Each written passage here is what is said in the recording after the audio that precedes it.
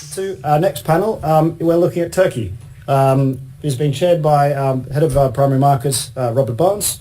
It's going to be featuring Barbaros, I'm going to struggle with this one, Ozbagutu, CEO of YAZICI, Sean Yu, CEO of Parachute, and Professor Selim YAZICI, the co-founder of FinTech Istanbul, and I believe the professor is going to start things off with a short presentation to get things started. Thank you very much. Over to you. Right. Well, thank you very much, James. And good afternoon, ladies and gentlemen. I'm very privileged to have with me three of the great thought leaders and innovators of the Turkish capital markets, but really the international dynamism of FinTech. And just to put a little link of the report that you've seen today, the history of this report really starts back in 2014 when we had the privilege of the Chancellor here in the UK say that the UK has the opportunity to be a global center for FinTech. That led to a paper commissioned by the Treasury and EY looking at a benchmark study of about 7 countries. Well, one of the recommendations of that report was that the UK should initiate bridges with various countries. And you heard the Minister this morning say the DIT is establishing a number of bridges. But what I can also say is thanks to the City UK, we have also been working these last months on a UK-Turkey FinTech working group with Huma in the audience, just stand up please, has been coordinating with the City UK this publication where we've looked at some of the regulatory themes that we just heard from Jonathan, so thank you very much, sir. Some of the themes around Islamic finance and inclusion and participation banking, and of course, the role of the exchanges as we look at this very dynamic landscape. And as a result, we now have 8 countries, including Turkey, in this report. And today's event, we actually have 4 of those countries and the innovators presenting. So, ladies and gentlemen, what I'd like to do now is to invite the professor to share an insight about the landscape of FinTech Istanbul. Ladies and gentlemen, Professor, thank you very much.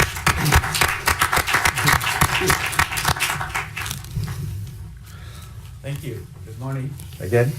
Thank you, Robert. It's a privilege to see Turkey on the list, which means that we have taken some attraction from the UK. So I assume Turkey is the least known fintech market in the world. So when Robert asked me to make a kickoff, so I put all my notes in a slide. Excuse me for that. It's going to be boring, but the fun side is that you will meet Turkish market and see the opportunities that it will bring to your investments. So today I will give you a brief information about the current state of the fintech ecosystem, the players, demand, and regulatory issues, as well as the investment numbers. The fintech ecosystem structure in Turkey is the same as in every part of the world. So it has the key players like startups, investors, and users and regulators as well. The fintech market overview, Turkey has more than 80 million population, as you know. Almost 44% of 15 plus age population is unbanked. Which is a huge number in this market. Over the past few years, 15 plus population growth rate was almost 5%, whereas unbanked population growth rate is almost 8%. Mobile and digital channels are very popular among younger generation.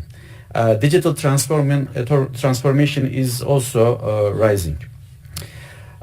If you look at the fintech market overview, I can understand that the numbers are still so odd, might not sense anything to you, but in 2016, fintech startups attracted 47 of the investments made in startup ecosystem in Turkey. Last year, fintechs was the most funded verticals between angels and VCs.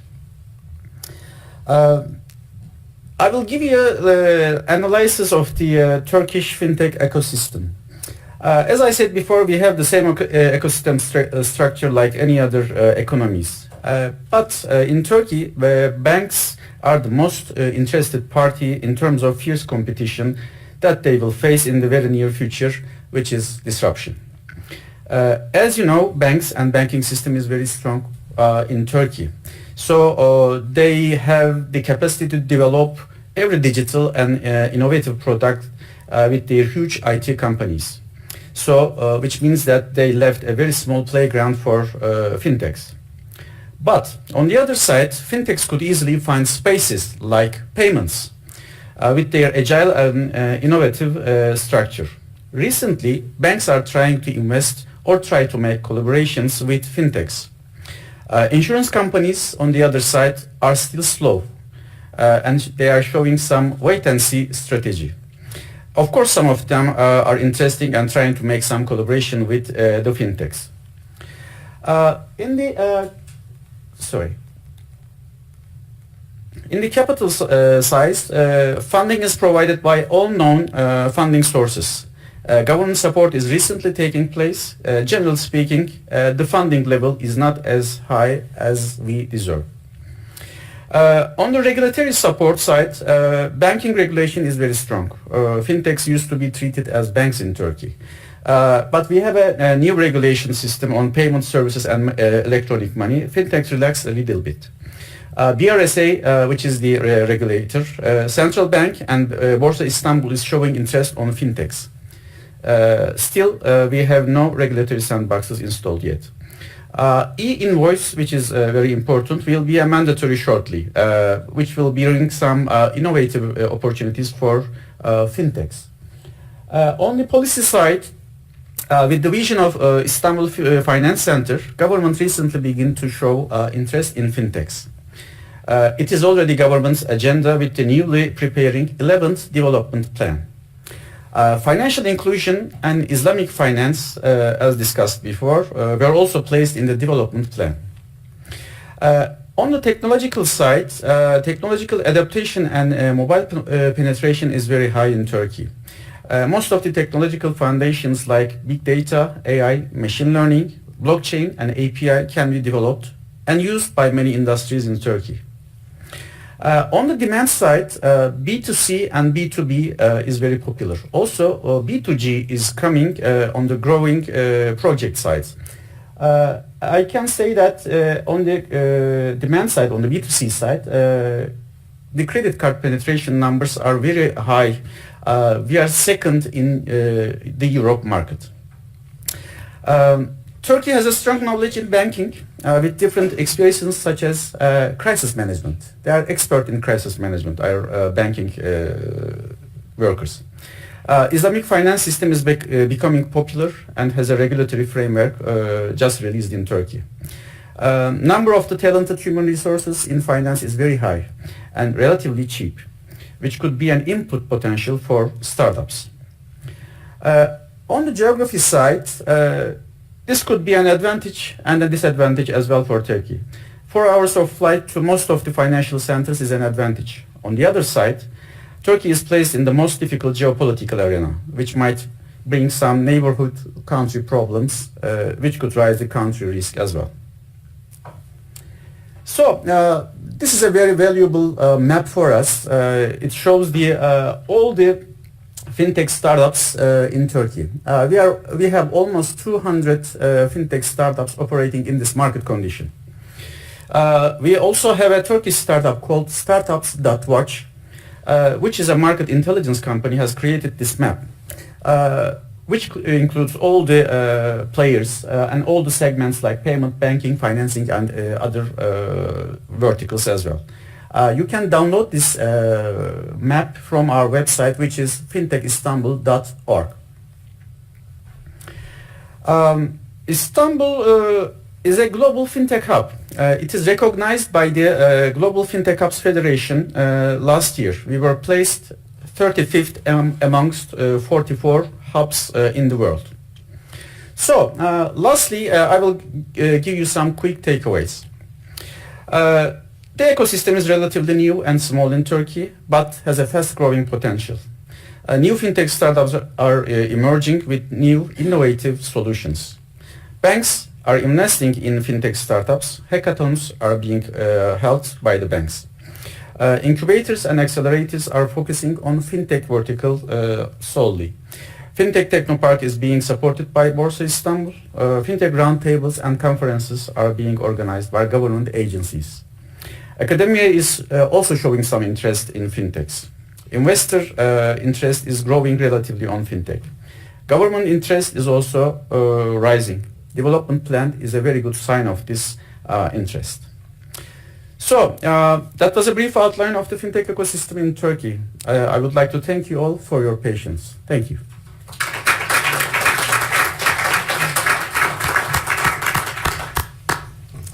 Well, Professor, thank you very much for that brilliant overview. I think the clear messages to us is Turkey's got a strong banking system. They missed all of the crisis in 2008. Excellent crisis management. They also have strong regulatory framework. And of course, with us, we have also two of the great innovators with two of the great companies. When we were asking about who we should fill on the panel, gentlemen, your names came up over and over, so I'm very pleased to say we've got the right people. So firstly, may I invite each of you to tell us a little bit about your company and how you fit into the landscape. And may I invite you, Barbaros, the CEO of YAZICI, to start, please. Thank you very much, sir. Thank you. I'm the co-founder and CEO of YAZICI.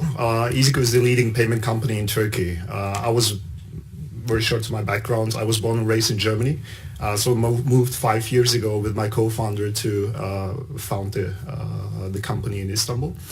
Before I was working for Telefónica O2, First Data and Klarna in Europe. What we're doing, we started 5 years ago where the e-commerce boom was started in Turkey. And if you wanted to start an online business in Turkey, it was not the easiest thing to get a payment acceptance for this because you had to deal with banks. And in that specific point, you have to go to a physical branch and ask for a VPOS. And normally the reaction what you get from the people working on this branch was, start first your business, and if you get some traction, then we can talk about the acceptance of payments, which works in the physical world but not online, right? Because you have to accept digital payments. So what we saw at that point was there was only 20,000 companies who were accepting payments online, and at the same time we had 2.5 million small businesses. So we thought, okay, there must be a digital transformation within the next couple of years, and then we need a payment enabler in this country. So that was the starting point where we started YAZICI. So we build a system where we integrated all of the different VPOS platforms of the banks into one, and then added some magic into it. With a full digital onboarding and a very easy integration, everyone was able to start the online business within 24 hours. So that was the starting point 4.5 years ago. Today we're dealing with over 15,000 online merchants who are selling over their online shops. At the same time, we created a marketplace solution where we actually offering over 300 marketplaces with 350,000 sellers where we're settling money every day. And last year we figured out that even Turkey started now to digitalize around 13 years later than Europe with commerce. We're using the same tools like Europe 15 years ago. So if you want to sell stuff online, you have to create an online shop, or you have to go to a marketplace to be able to sell that. But what we figured out is that the world changed. In Turkey, there are 850,000 Instagram sellers. So they're used to post a photo of their products and then try to get in touch with the customers and close the sales with payments, cash on delivery.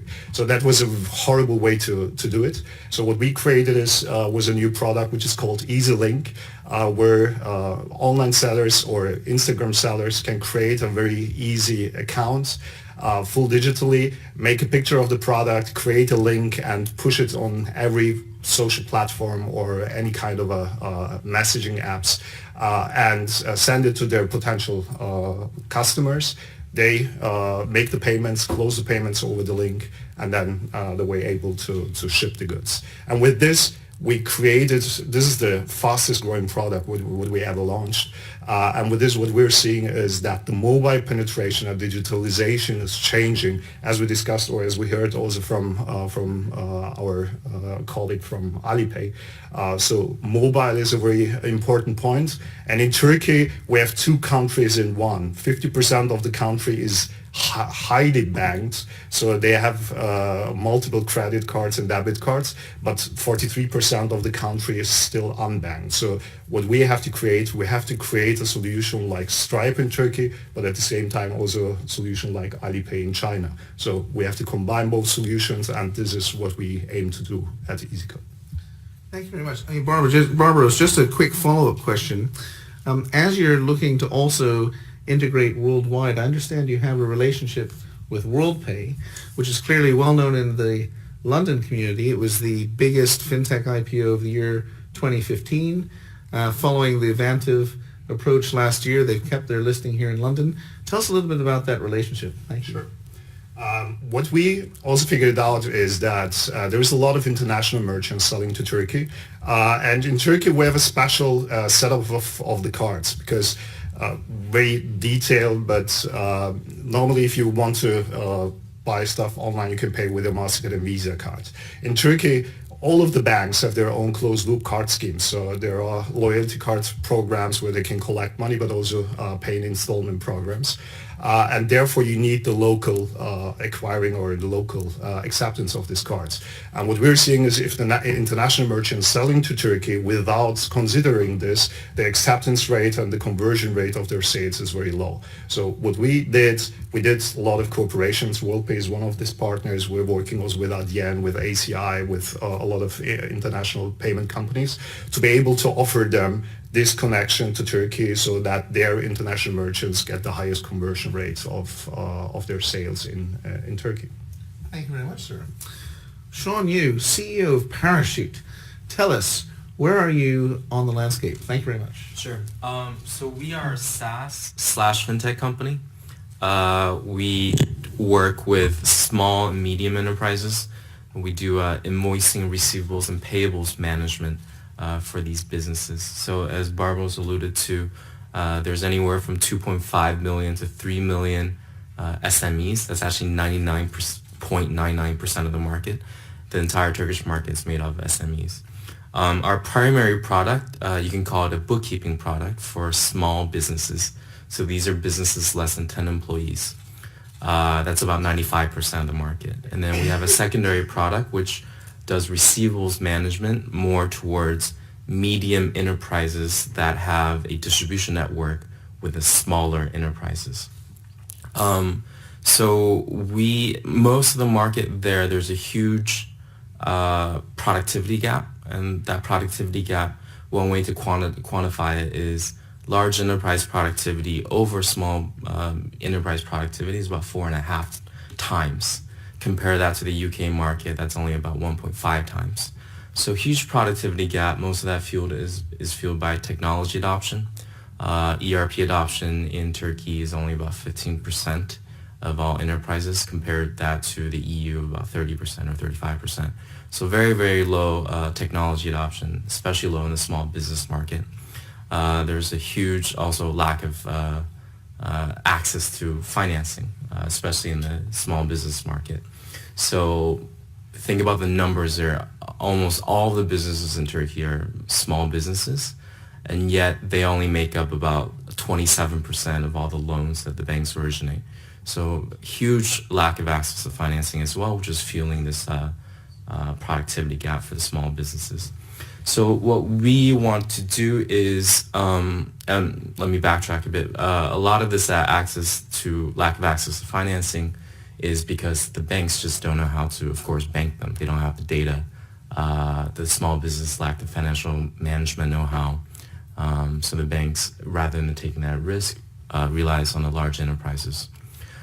So what we want to do is we actually want to digitize the small and medium enterprises, especially the small enterprises. We're giving them this really easy to use cloud solution. It's integrated with all the banks.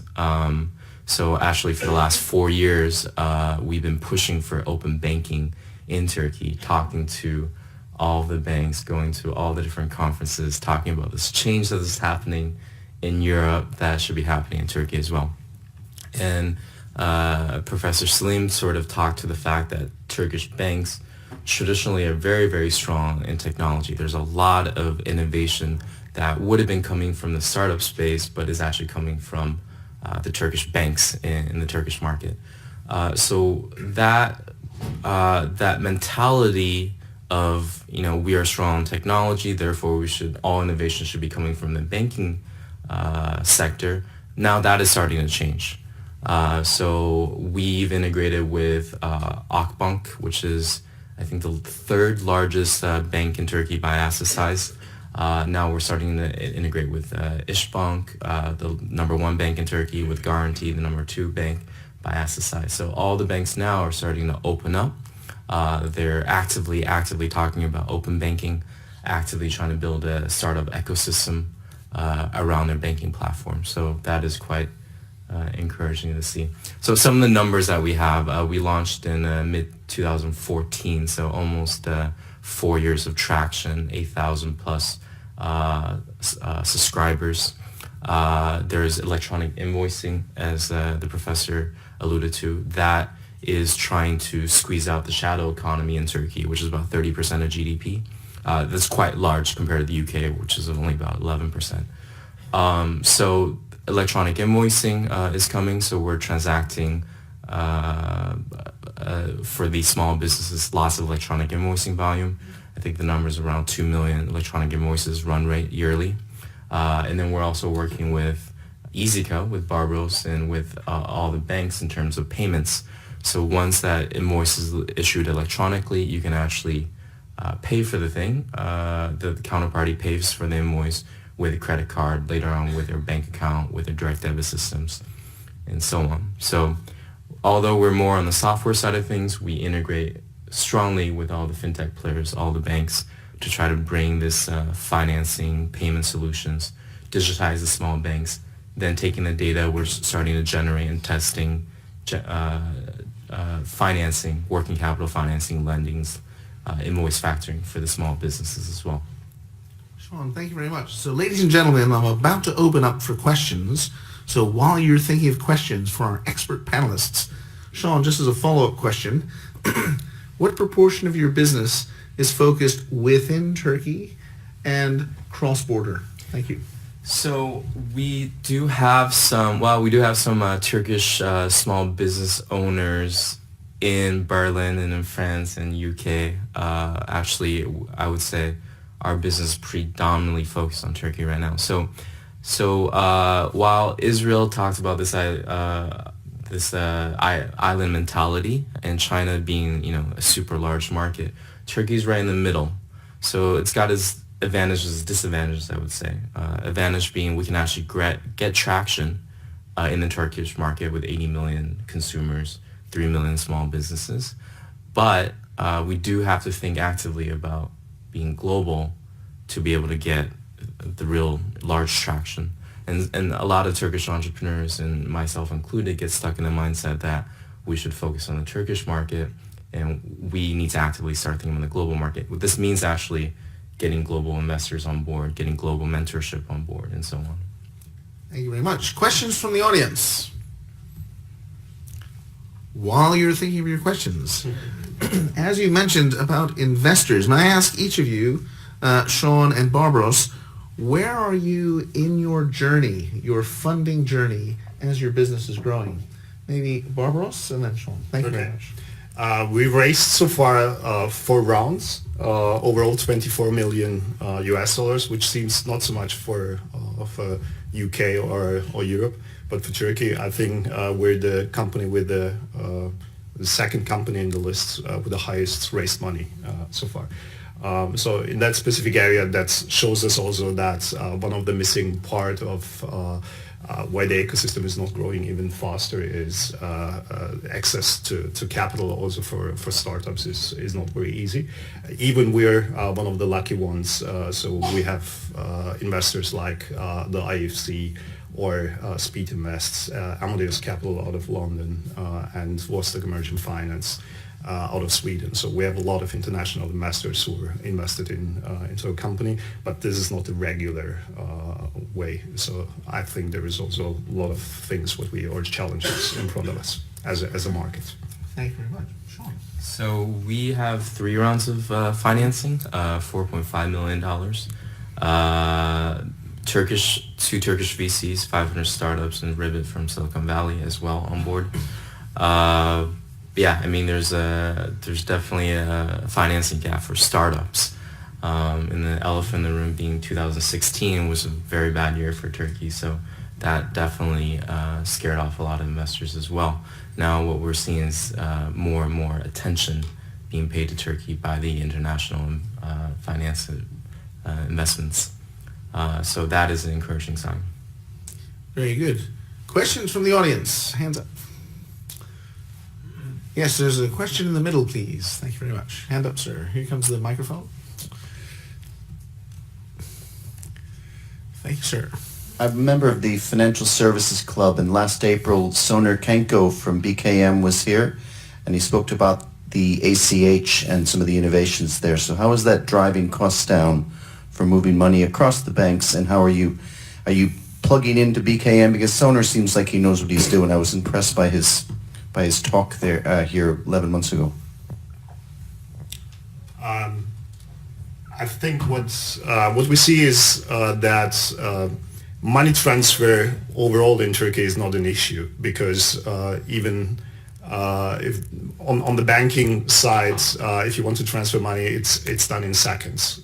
So this is also a point what the professor also told, that the playground for startups is not so big in Turkey than in other countries in Europe or in the US, because the banking system is very strong and they're very well connected. And BKM is doing a great job here, connecting the banks together and creating also innovative solutions on top of the banking system.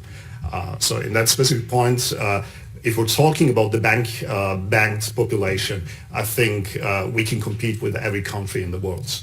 I think the biggest growth area and opportunity for startups is how we can get the 43% of the population who are still unbanked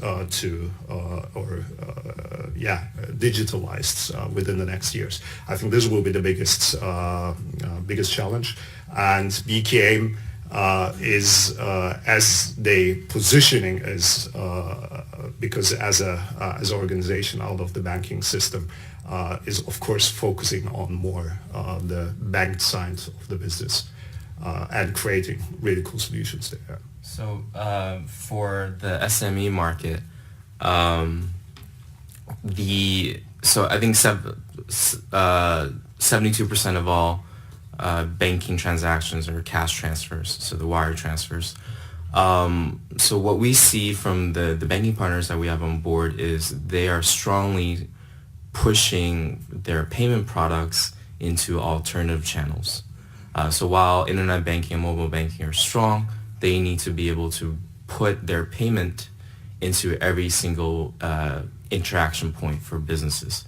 So for us, when we work with Akbank, one of the first products that we put into our system was pay with your Akbank account, pay your invoices with your Akbank account, pay your payroll with your Akbank account. ING in the market is pushing for the same. Guarantee is pushing for the same. So we're seeing a lot of the banks pushing for wire transfers through alternative channels. Gentlemen, may I ask you, we heard in earlier presentations about the success of the UK FCA sandbox. And the UK FCA now recognized jointly with CFTC Hub and now planning a global sandbox. Professor, you mentioned it's not yet there in Turkey, but what would you suggest? Are you, as businesses, looking to get involved? Would you be interested to participate in the FCA sandbox? And then, Professor, would interested in your view about what might come next. Gentlemen. Actually, what we are focusing on as a company is, I think our growth area and also future potential is not coming to Central Europe or Northern Europe and offering as a payment company number 128 the same solutions what's already in place. I think in our specific journey, the next step will be to create a payment champion which focuses on first getting also the consumer side done in Turkey, so everyone is able to transact digitally. Everyone. So democratizing. Absolutely. Yes. So this is the first area what we will focus as a company to. We cracked the business side, now we have to do it also on the consumer side. Second, I think what we're seeing is cross-border business is still a huge potential. So again, generating transactions within the countries and focusing in that specific area on transaction going to Turkey, but also out of Turkey. This is the second area. And the third area, our vision is, of course, what we're seeing is there is a lot of payment companies or regional payment champions in place. And we think that around Turkey, there is an area where you can create a payment champion. So including Eastern Europe, but also the Middle East. And if you can create this solution for banked and unbanked in Turkey, then we can go to Eastern Europe, but we can also go to Middle East as an expansion potential. So in this specific area, this is the playground and also the area of growth what we see. So therefore, it's very interesting that the sandbox is in place, but a direct connection to it, we don't really have that for now. Thank you, sir. Sure. I think what's interesting for us more is the Turkish regulators are looking more at how UK, how EU is rolling out these regulations. So in the last 4 years, while we've been pushing for open banking in Turkey, and the banks wanted to do it, but the regulatory uncertainty was quite large. So whereas a startup, we will not get as close of a watch from the regulators as the banks will, and this is serious fines that they're looking at. So certain banks. So when we talked to the banks, we had to talk to the legal team, the compliance team, the security team, this and that. Certain banks had a different interpretation of the regulations than other banks. So we were able to kick off partnerships with Akbank first, but let's say with TEB, which is actually a huge SME bank in Turkey, they looked at the regulations in a different way. So if we can actually, get the regulations cleared up more towards the UK and EU standards, that would help a lot of the startups, the FinTech startups in Turkey. Thank you very much. Professor, your view. Thank you. Well, I believe in the power of sandboxes. So whenever we talk to the regulators, I encourage them to have a sandbox installed in Turkey. As I said before, Turkey is not a small market.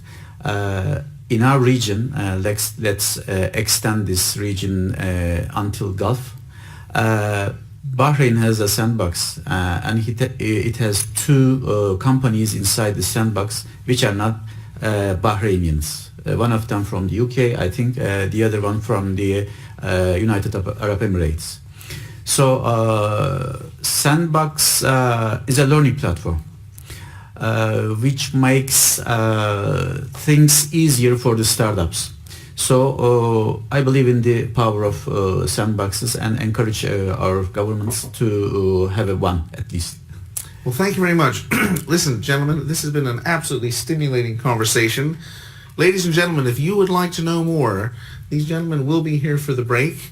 But also, from 2 o'clock to 4 o'clock this afternoon, there will be, also at the City UK, the Eurasia FinTech Forum at the RSA on the Strand. You're very welcome to learn more about Turkey, Kazakhstan, and Russia. We will also have Professor Selim there again. We will also have representatives from the Turkish Capital Markets Association, the Capital Markets Board of Turkey, and of course our friends Borsa Istanbul, who helped us with our report.